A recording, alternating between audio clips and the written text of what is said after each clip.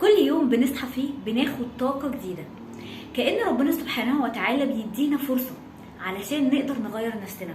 ده طبعا غير ان احنا نقرب من ربنا سبحانه وتعالى ونجدد طاقتنا من جديد. كل يوم الشمس الجميلة بتطلع بتدينا نفس، كأنها بتدينا نفس للحياة مرة تانية علشان نقدر نكمل بصورة جميلة وبطريقة أفضل. كل يوم حضرتك بتروحي الشغل أو انتي بتروحي الشغل علشانك وعلشان الناس اللي حواليكي اللي مسؤولين منك.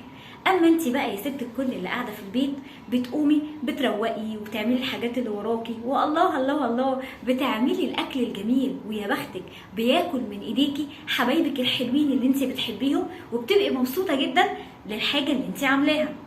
اما انت بقى يا صغنن بقى يا مغلبنا انت بقى، ايوه سواء كنت قد كده او قد كده برضو مغلبنا، بس انت بتقوم في الحقيقه انت بتتعلم برضو حاجات جديده كل يوم.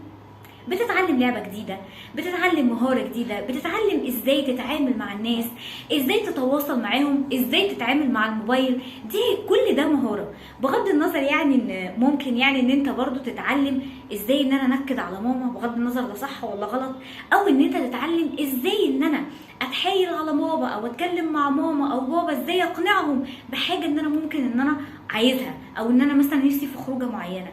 بغض النظر ده صح ولا غلط، بس برضو دي مهارة. فيلا بينا نجدد طاقتنا وخلينا ونغير حياتنا وخلينا بسمة حب. كانت معاكم بسمة فتحي، أخصائية تخاطب وتعديل سلوك وتنمية مهارات. أسيبكم في رعاية الله.